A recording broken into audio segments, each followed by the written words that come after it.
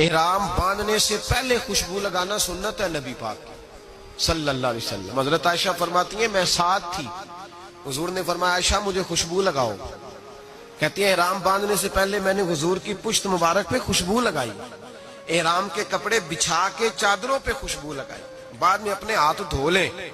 احرام پہننے سے پہلے خوشبو لگانا سنت ہے، بعد میں لگائے گا تو دم پڑ جائے گا، ایک بکرا دینا پڑے گا۔ 3 قسم کے کفارے ہیں، ضمناً یہ بھی یاد کر لیں، ایک دم ہے، ایک بدنہ ہے، ایک صدقہ ہے، 3 قسم کے کفارے ہیں۔ اس لیے جب آپ نے احرام باندھا ہوا ہو، طواف کعبہ کر رہے ہو تو کعبے کے دیواروں سے نہ لپٹیں، اس کو خوشبو لگی ہوتی ہے، گلاب کو خوشبو لگی ہوتی ہے، پرہیز کریں۔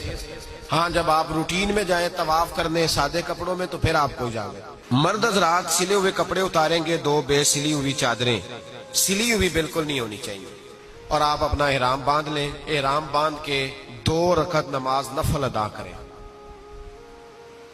کچھ لوگ احرام باندھتے یہ کندھا ننگا کر لیتے ہیں، یہ بڑا ضروری مسئلہ ہے، اس کو یاد رکھیں۔ کندھا صرف کعبے کے 7 چکروں میں ننگا کرنا ہے، صحیح میں بھی ننگا نہیں کرنا، اس سے پہلے بھی منع ہے۔ صرف اور صرف سیدھا کندھا ننگا کرنا ہے جب کعبے کا طواف کرنا ہے، نہ اس سے پہلے نہ اس کے بعد۔ احرام آپ 2 رکعت نماز پڑھیں گے، سر ڈھانپ کے پڑھیں آپ نماز، اسی چادر کے ساتھ سر ڈھانپ لیں، چادر کو اوڑھ کے بکل مار کے آپ نماز ادا کریں، 2 رکعتیں پڑھیں۔ پہلی رکعت میں ہو سکے تو سورہ کافرون اور دوسری میں سورۃ اخلاص پڑھیں۔ 2 رکعتیں پڑھ کے پھر آپ ہاتھ اٹھا کے دعا مانگیں۔ کیا دعا مانگیں؟ اے اللہ میں عمرے کی نیت کرتا ہوں، چونکہ تمتع والے نے پہلے عمرہ کرنا ہے۔ اے اللہ میں، اچھا یہ جو لوگ یہاں سے جاتے ہیں نا جدے، وہ بھی تمتع کریں گے چونکہ جا کے پہلے عمرہ کریں گے، اور جو ان کی فلائٹ پہلے مدینہ شریف کی ہے وہ بھی جب مدینے سے جائیں گے تو پہلے عمرہ کریں گے، پھر احرام کھول دیں گے، وہ بھی تمتع ہی کریں گے۔ تو دعا مانگے، اے اللہ میں عمرے کی نیت کرتا ہوں، اسے میرے لیے آسان فرما اور مجھ سے قبول فرما۔ لبیک کہیں گے۔ ہمارے قبلہ حاجی صادق صاحب رحمۃ اللہ علیہ بڑی خوبصورت بات فرمایا کرتے تھے، وہ کہتے تھے جب تو لبیک کہتا ہے تو تو کہتا ہے یا اللہ میں حاضر ہوں۔ لبیک کا معنی کیا ہے؟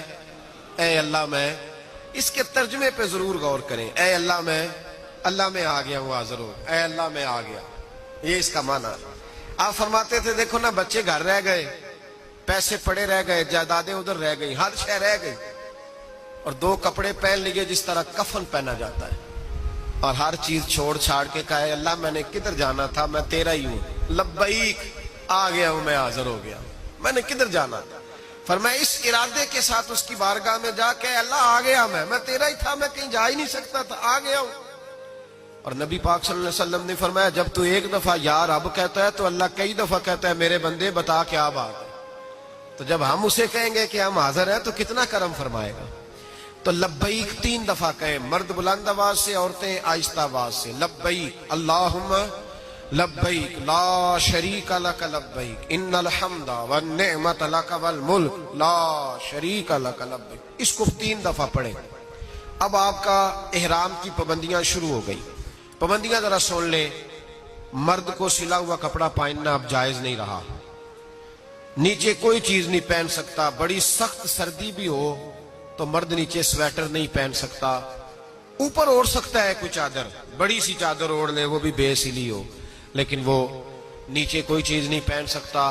سلا ہوا کپڑا مرد کے لیے جائز نہیں، سر پہ ٹوپی، امامہ، رومال وغیرہ کوئی چیز نہیں رکھ سکتا، سر پہ کوئی چیز اٹھا نہیں سکتا، اپنا بیگ اپنے سر پہ نہیں رکھ سکتا، منع ہو گیا، سر ننگا رکھے گا۔ مرد دستانے نہیں پہن سکتا، عورتوں کو اجازت ہے۔ مرد ایسے جوتے نہیں پہن سکتا جو درمیانی جگہ کو چھپائیں، یہ جو ابھار ہوتا ہے نا، ابھار اوپر والی سائیڈ، کیا چھت کہتے ہیں ہم اسے، پیر کی جو چھت ہے اوپر والی سائیڈ، اس کو چھپانا درست نہیں۔ ہوائی چپل پہنیں گے، کینچی جوتی، ہوائی چپل پہنیں گے جس میں دوسرا جوتا پہننا مرد کے لیے احرام کی حالت میں جائز نہیں ہے۔ جسم لباس بالوں کو خوشبو نہیں لگا سکتا، میں نے پہلے وضاحت کی کہ احرام باندھنے سے، نیت کرنے سے پہلے لگا سکتا ہے، بعد میں لگائے گا تو دم پڑ جائے گا۔ خالص خوشبو الائچی، لونگ، دار چینی، زعفران، اس طرح کی جو چیزیں بھی کھانے میں ڈالی گئی ہوں، اگر ان کی خوشبو واضح ہو تو وہ کھانا بھی تناول نہیں کر سکتا۔ ہاں اگر پک جائیں کھانے کے اندر اور خوشبو ان کی محو ہو جائے پھر کھا سکتا ہے. کسی سے کوئی جھگڑا نہیں کر سکتا. ہر جگہ جھگڑا منع ہے لیکن اللہ نے نام لے کے کہا ولا جدال فی الحج, اور حج میں جھگڑا نہ کرنا. حج میں جھگڑا نام لے کے کہا. کو کتنی مرضی بھی تکلیف دے لیکن ہم نے آگے سے جھگڑا. بکینا کالو سلام, بھائی تجھے سلوٹ ہے.